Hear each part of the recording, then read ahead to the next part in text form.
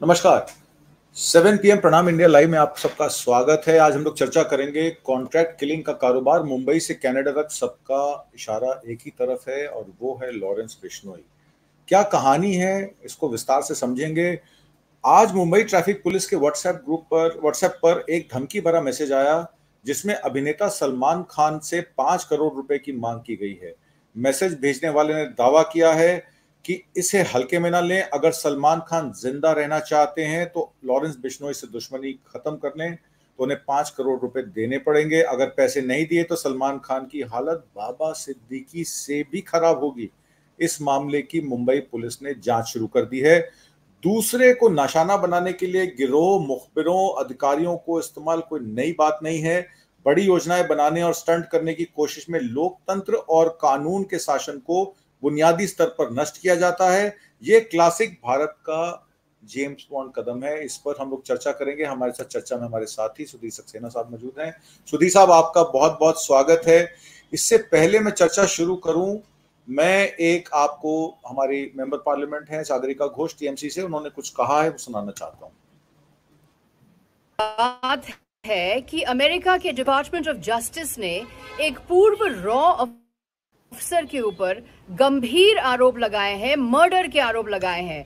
भारत के एजेंसीज के ऊपर इस तरह के गंभीर आरोप कभी नहीं लगे हैं।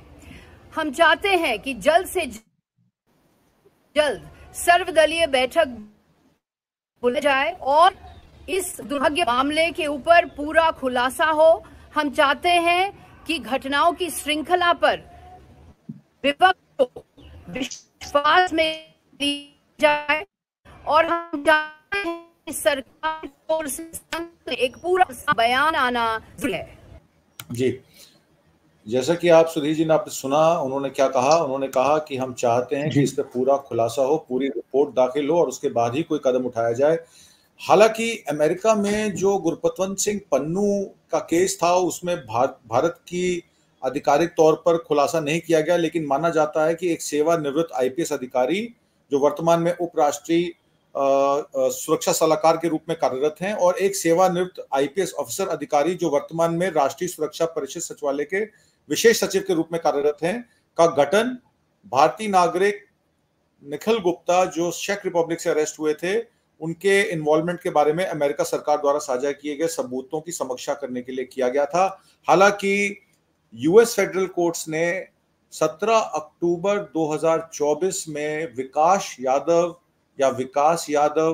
या उनका एक और नाम है, उससे वारंट इशू कर दिए हैं। और कहा जाता है अमेरिकन गवर्नमेंट कह रही है कि वो रॉ के एजेंट हैं। पहले कैबिनेट सेक्रेटरीट में थे, उससे पहले वो पैरामिलिट्री फोर्सेस में थे, अब वो रॉ के एजेंट हैं। हालांकि भारत की सरकार ने ये कहा कि वो सेवानिवृत्त हैं, वो नौकरी पर नहीं है, पर इस बात से कोई मना नहीं कर रहा है कि वो भारत की एक उच्च पोस्ट पर रॉ में थे। क्या कहना है सुधीर जी आपका? ये तो बड़ा मामला विचित्र होता जा रहा है, कनाडा से मुंबई और अब अमेरिका। धन्यवाद आत्मजीत जी। इस देश के भीतर आज की तारीख में और देश के बाहर जिस तरह का घटनाक्रम है, उससे भारत की प्रतिष्ठा, भारत की छवि और भारत के प्रति सम्मान पर खरोंचे आना स्वाभाविक है। आप याद कीजिए कि भारत ने स्वतंत्र होने के बाद किसी खेमे में शामिल होने के बजाय पंडित नेहरू ने बहुत सुविचारित नीति के तहत निर्गुट आंदोलन की नींव रखी थी और नेहरू, नासिर और टीटो के रूप में एक त्रयी उभर कर आई थी जिसने पूरे विश्व का ध्यान आकर्षित किया था।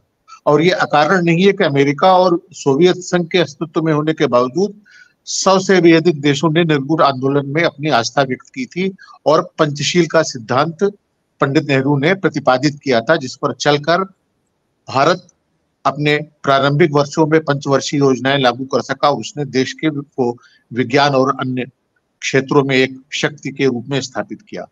अब हम आए वर्तमान घटनाक्रम पर। हमारा देश बहुत आज की तारीख में जी गुजर रहा है, तो अमृत काल में जिस तरह घटनाएं घट रही हैं आपने गुरपतवंत सिंह पन्नू की हत्या की साजिश की बात कही, जिसमें कि विकास यादव के को लेकर जो वारंट जारी हुआ है, उनके पोस्टर जारी किए गए हैं, जिसमें उनकी फोटो और FBI federal bureau of investigation की हिट लिस्ट में और मोस्ट वांटेड अपराधी के तौर पर उनको पेश किया गया है। एक और घटनाक्रम जो निज्जर की हत्या का है, वो पहले से ही अधर में है, और उसको लेकर हरदीप सिंह निज्जर, जिनकी हत्या सन 2023 में की गई थी, और निखिल गुप्ता नाम के व्यक्ति जो हैं, जिनके जरिए भारत ने कहा कथित तौर पर यह जाल फैलाया और कथित खालिस्तानियों की हत्या के लिए एक तरह की उपक्रम किया। तो निखिल गुप्ता इस वक्त प्राहा में गिरफ्तार होने के बाद अमेरिकी संरक्षण या अमेरिकी पुलिस की हिरासत में है, और उनके बयान होने के बाद कोई आश्चर्य नहीं है कि भारत को शर्मिंदगी का सामना करना पड़े। अभी जो ताजा बयान आया है, फाइव आईज यानी Canada, New Zealand, Australia, United kingdom और USA, ये 5 देश 5 आईज के तौर पर अपने साझा सुरक्षा हितों के लिए परस्पर जुड़े रहते हैं और परस्पर उसकी समीक्षा करते रहते हैं और एक दूसरे को सहयोग भी देते हैं। अभी तक मामला कनाडा और भारत या भारत और अमेरिका के बीच में था, लेकिन अभी ऑस्ट्रेलिया, न्यूजीलैंड और यूनाइटेड किंगडम, इन तीनों देशों के जो अधिकारियों के या मंत्रियों के जो बयान आए हैं, वो वाकई बहुत गंभीर हैं, और भारतीय राजनय या भारतीय डिप्लोमेसी के सामने वो कहीं ना कहीं प्रश्न चिन्ह तो खड़ा करते ही हैं, बल्कि दुनिया में इस तरह की छवि बनने की शुरुआत हो गई है कि भारत सरकार कथित तौर पर राजकीय आतंकवाद को और अपने दुश्मनों को नेस्तनाबूद करने या सफाया करने या उन संगठनों को छिन्न भिन्न करने के लिए आतंकवाद को या हत्या जैसे अपराधों को बढ़ावा दे रही है। न्यूजीलैंड के उप प्रधानमंत्री विंस्टन पीटर्स का बयान आया है, जिसमें उन्होंने कहा है कि कनाडा के लोगों ने जैसा कि बताया है कि आपराधिक आचरण, तो ये उनका कहना है कि if proven would be very concerning, if proven would be very concerning. तो इसी तरह यूनाइटेड किंगडम, इंग्लैंड का भी बयान आया है कि उनकी कनाडा की न्याय प्रणाली में पूरी आस्था है, और भारत को चाहिए कि कनाडा की एजेंसियों के साथ सहयोग करे।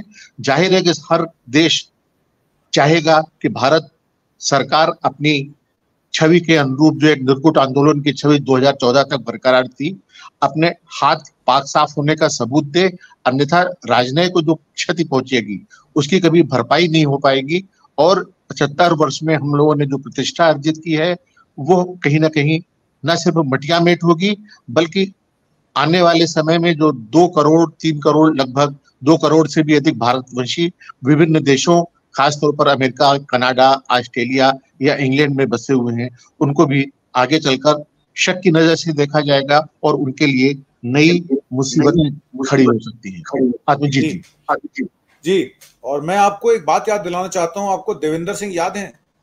देविंदर सिंह वो DSP हैं जो दो ज्ञात आतंकवादियों और हत्यारों के साथ कश्मीर से दिल्ली की यात्रा करते समय कार में पकड़े गए थे जनवरी 2021 में।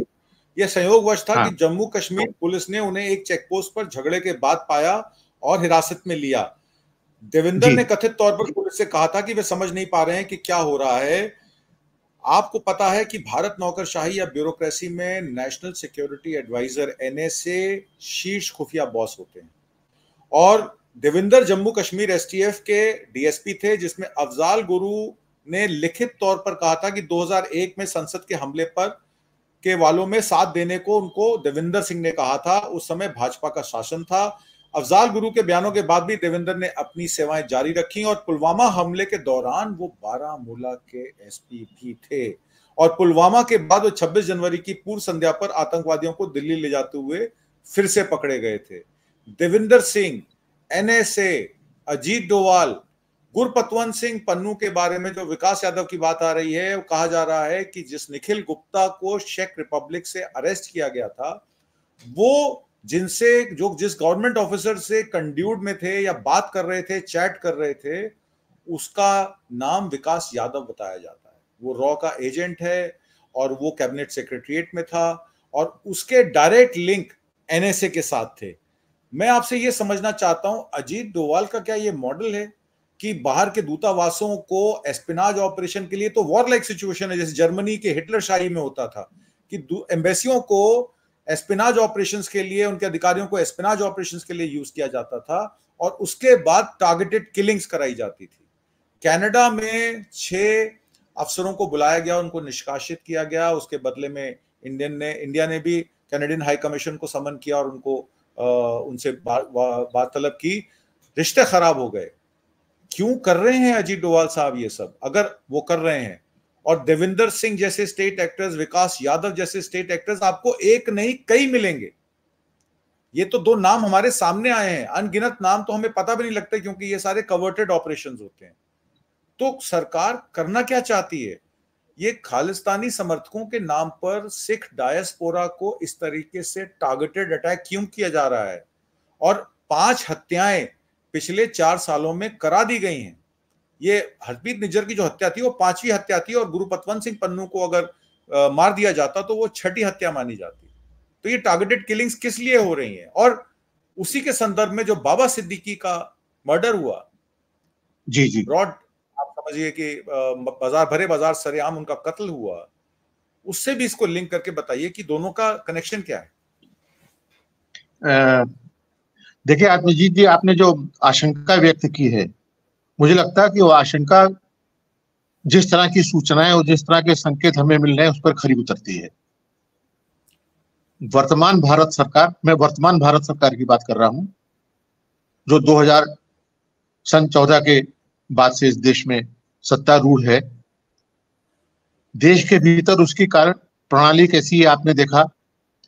सिख आंदोलनकारियों को खालिस्तानी कहना एक प्रमाण है।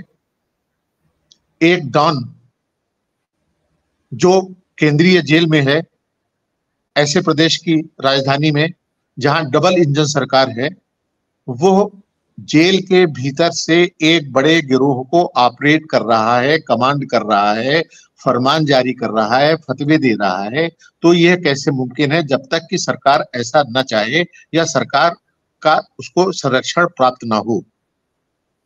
अब बाबा सिद्दीकी की हत्या के बाद यह एक नई सूचना आई है कि लॉरेंस बिश्नोई गिरोह ने 5 करोड़ की राशि की मांग की है ताकि उसको माफीनामा दिया जा सके।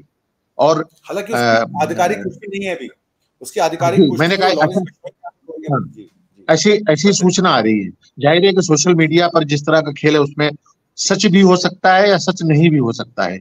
लेकिन सवाल ये होता है कि एक देश में जहां पर अपनी एक न्यायिक प्रणाली है, उसमें किसी भी गिरोह, किसी भी संगठन, किसी भी संस्था, किसी भी राजनीतिक दल के व्यक्ति को यह हक कैसे मिल जाता है कि वो किसी भी व्यक्ति के खिलाफ फिरौती देने अथवा उसका खामियाजा भुगतने का फरमान या फतवा जारी कर सके।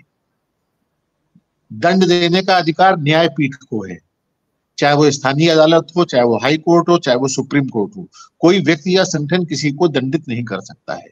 लेकिन जिस तरह से बुलडोजर के जरिए लोगों के घरों को जमींदोज या नेस्तनाबूद किया जा रहा है, जिस तरह से बिना किसी अभियोजन के फर्जी या प्रायोजित मुठभेड़ों के जरिए लोगों को मारा जा रहा है, जिस तरीके से सार्वजनिक स्थलों पर लोगों को लिंचिंग के जरिए मौत के घाट उतारा जा रहा है, जिस तरीके से पैरोल पे या फरलो देने में पक्षपात बरता जा रहा है, वो सारी बातें इस बात की ओर इंगित करती हैं कि वर्तमान सरकार की मंशा क्या है, उसकी नीयत क्या है, उसके कथनी और करनी में कितना खोट है, कितना अंतर है।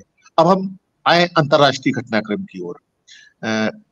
खालिस्तान को लेकर आप संत भिंडरावाले के जमाने को याद करें तो इंदिरा गांधी ने अपनी जान की बाजी लगाकर वहां पर अमृतसर में सैन्य कार्रवाई ऑपरेशन ब्लू स्टार किया था। उसके बाद उन्होंने उसका खामियाजा भी भुगता और वो देश की बलिवेदी पर शहीद हुई।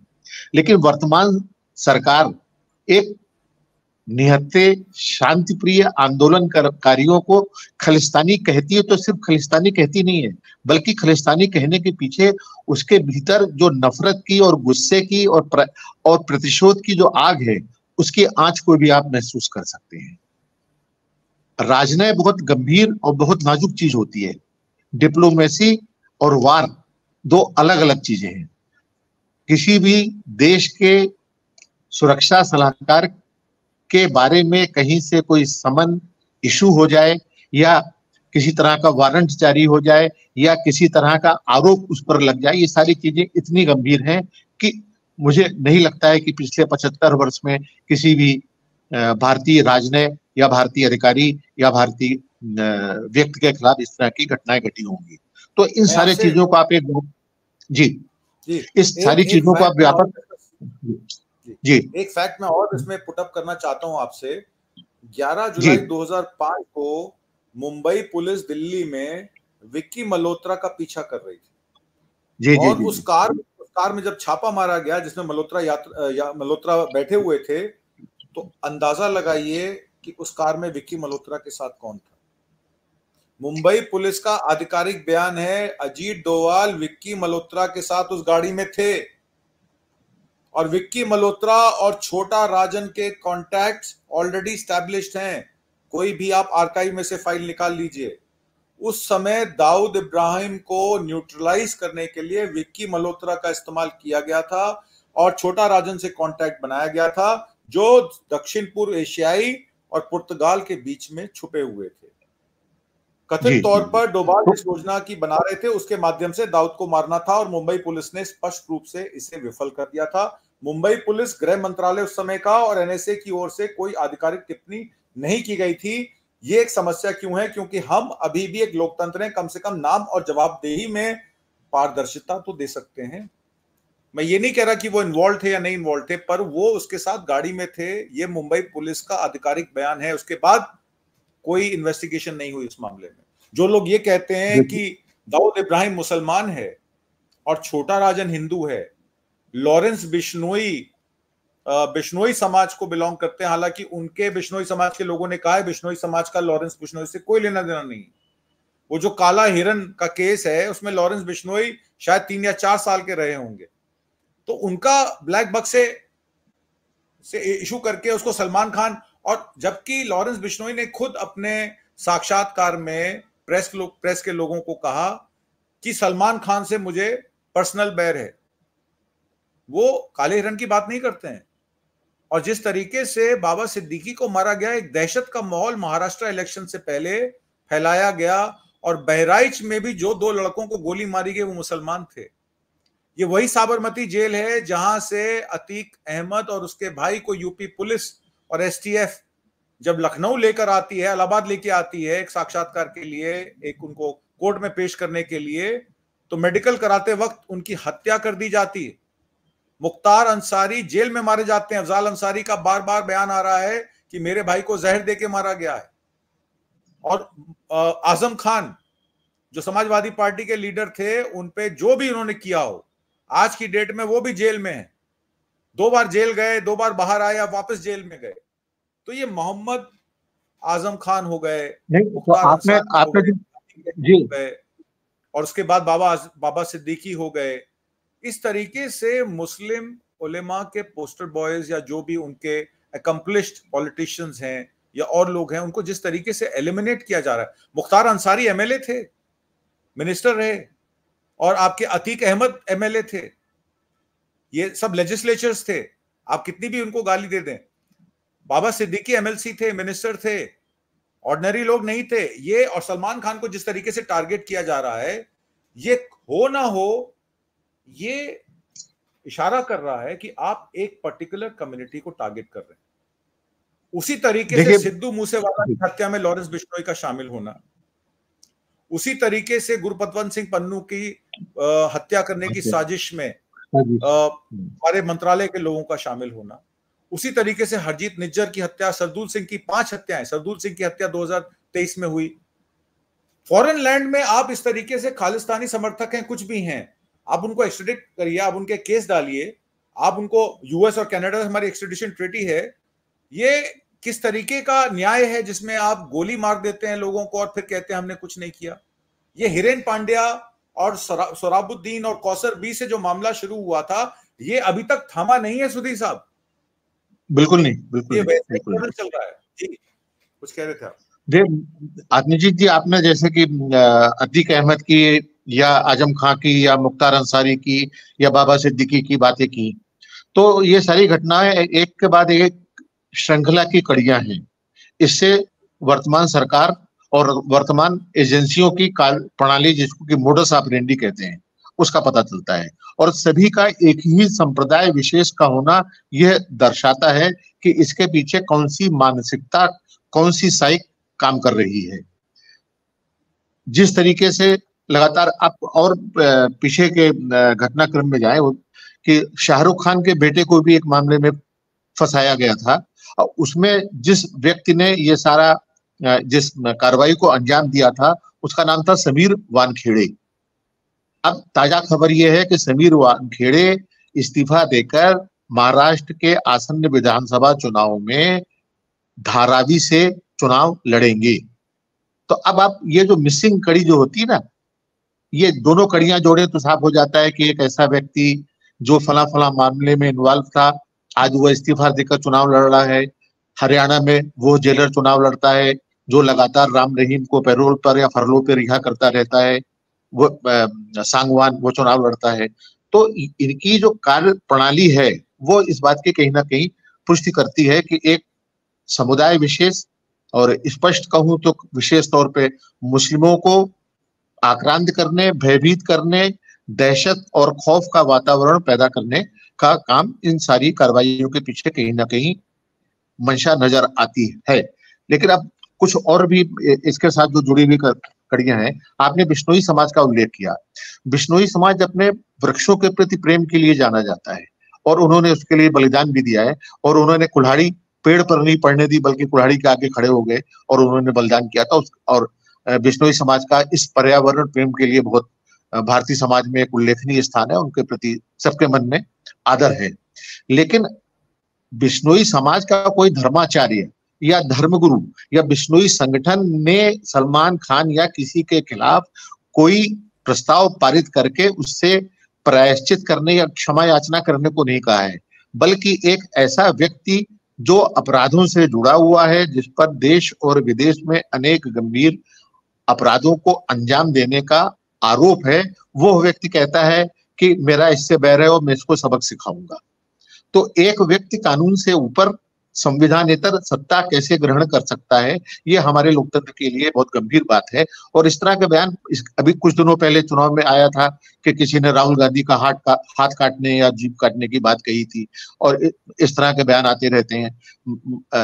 जो राष्ट्रपिता के तस्वीर पर गोली चलाया, जो उनको उनके बारे में अनाप शनाप शर्मनाक बातें कहे, उनको कायदे से तो राष्ट्रद्रोही वो लोग हैं जो राष्ट्रपिता के बारे में इस तरह की अनर्गल और बेहुदा बातें कहते हैं, ना कि वे लोग हैं जो शांतिप्रिय तरीके से अपनी बात रखना चाहते हैं। अगर असहमति भी है तो सरकार को सहमति का आदर करना चाहिए, लेकिन असहमति के किसी भी स्वर को सरकार सुनने या वार्ता करने के बजाय उसको कुचलने और उसको सबक सिखाने का सीधा अर्थ है कि उसके वजूद को मिटा देने की सरकार की जो कोशिश है, उसी का ये नतीजा है कि इस देश की सरहदों के भीतर और देश की सरहदों के बाहर वो सब हो रहा है जो किसी भी दृष्टि से वांछनीय नहीं है, और उससे भारत की छवि बिगड़ रही है, भारतवंशियों की छवि बिगड़ रही है, और भारतीय नागरिकों का एक बड़ा वर्ग है वो दहशत और आशंका में जीने को बाध्य होता जा रहा है।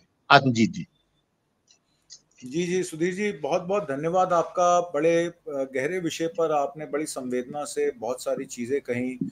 हालांकि ये होना एक बात मैं थोड़ी सी और कहूंगा, एक बात थोड़ी सी और कहूंगा, इसमें जोड़ूंगा क्षेपक के तौर पे, पूरक के तौर पर। भारतीय राजनीति की आज आप स्थिति क्या है देखिए। मैं कनाडा या अन्य देशों से संबंधों की बात एक बार की उसको भुला भी दें। हमारे बगल में मालदीव है, बहुत छोटा सा देश है, उसके साथ हमारे रिश्ते कैसे हैं। आपने उसको सबक सिखाने के लिए यहाँ से पर्यटकों को हतोत्साहित करने की कोशिश की कि वहां हमारे भारतीय पर्यटक ना जाएं। नेपाल में ओली और प्रचंड में फर्क है, ये आप भी जानते होंगे। बांग्लादेश ने शेख हसीना वाजेद के खिलाफ वारंट इशू कर दिया है। श्रीलंका में अनुराग दिसानायके राष्ट्रपति चुने गए हैं, जो स्पष्ट तौर पर एक वामपंथी रुझान के नेता हैं। तो श्रीलंका, बांग्लादेश, पाकिस्तान, चीन, मालदीव, नेपाल, आप जो पुराने जो सार्क कंट्रीज हैं, दक्षेश जिसको हिंदी में कहते हैं हम, तो सार्क कंट्रियों के साथ, देशों के साथ आपके रिश्ते कैसे हैं?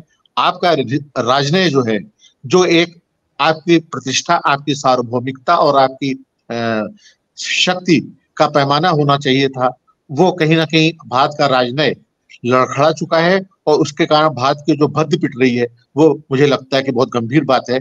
और सरकार, संसद के भीतर सरकार को चाहिए कि सभी दलों की सर्वदलीय बैठक बुलाकर इस पर विमर्श करे।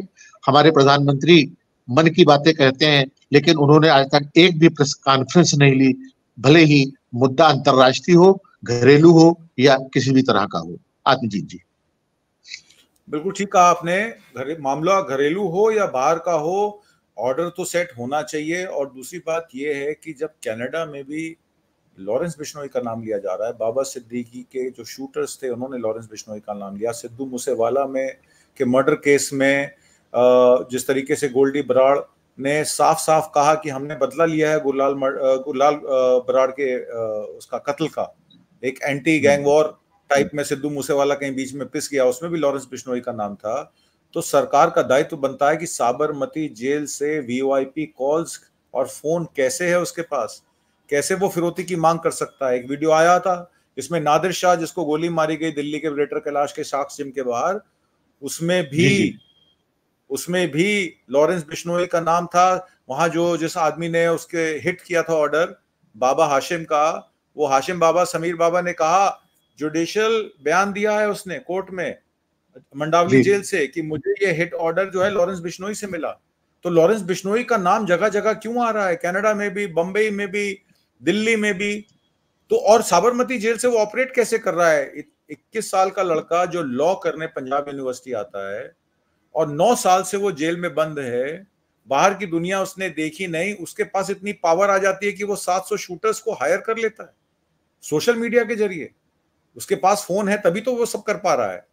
तो ये सरकार को देखना पड़ेगा, भारत सरकार को देखना पड़ेगा कि साबरमती जेल में किस तरीके से, और जब मुंबई पुलिस उसकी कस्टडी मांगती है, जब उसकी इंटेरोगेशन के लिए कस्टडी मांगती है, तो गुजरात पुलिस कहती है कि होम मिनिस्ट्री का ऑर्डर है अंडर 266 बीएनएस, उसको मना किया गया है कि वो साबरमती जेल से नहीं जाता, किसी केस में भी वो बाहर नहीं जा सकता। तो इस तरीके का संरक्षण उसको जेल के अंदर मिला हुआ, ये बहुत गहरी चिंता का विषय है। आज की डिबेट में भाग लेने के लिए सुधीर सक्सेना जी, आपका बहुत बहुत धन्यवाद। नमस्कार, जय हिंद।